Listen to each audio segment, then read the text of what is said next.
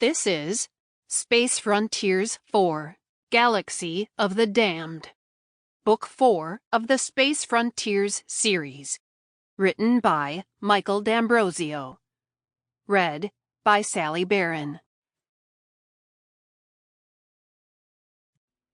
1. Reunion, Part 1.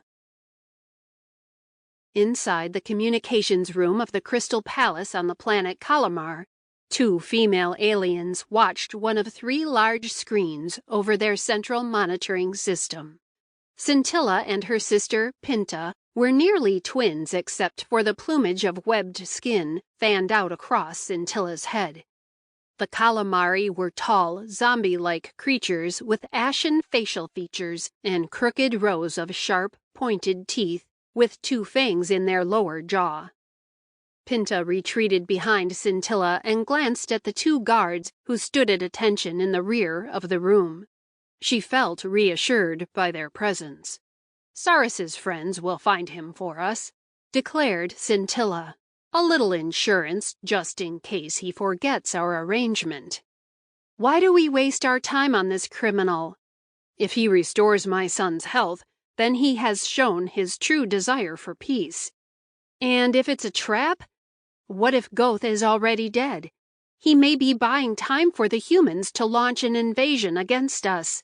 The humans do not have the resources to mount an attack against us in this sector."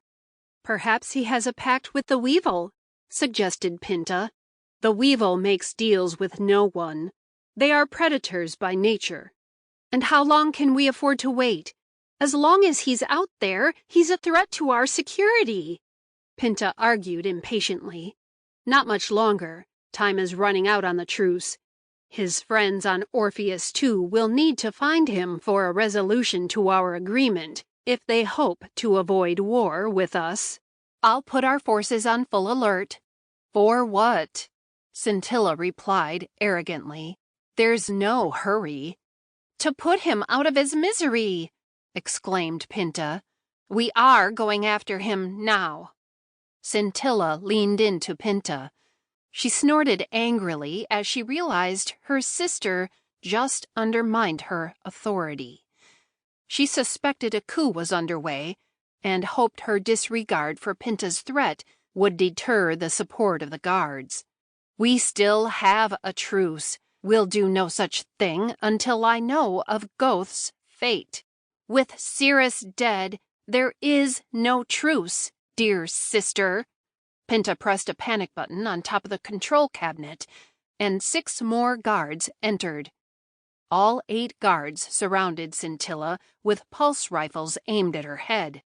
Scintilla's eyes glowed red with rage. "What is this treachery, Pinta?" "You are weak, sister. I will rule Calamaar, and my first objective is to kill Saris. Then I will exterminate the humans." As the guards escorted Scintilla to the door, Pinta laughed hysterically. Scintilla held the door briefly and glared back at her. "I swear, you'll pay for this, Pinta." "No, it's you who will pay." "What shall we do with her?" asked one of the guards. "Take her to the mines. Find a nice abandoned pit for her to spend the waning hours of her life." Scintilla hissed and spit at her before the guards shoved her through the doorway. Outside the palace, Scintilla was placed in the back of an armored truck and joined by 2 guards. A 3rd guard locked the rear door and drove the truck away. "This is treason," Scintilla warned the guards. "We're sorry, but she's taken your authority away. We have to follow orders." Scintilla stared out the barred window on the back door. She watched the palace disappear from view. "Saris, I never thought I'd say this, but I'm counting on you," she thought to herself. How ironic is that? She sat down on the bench and lowered her head, dejectedly. The palace on Yord exhibited signs of major repairs since York's assault. The grounds were secured in hopes that Will and Shanna would one day return to rule. Sample complete. Ready to continue?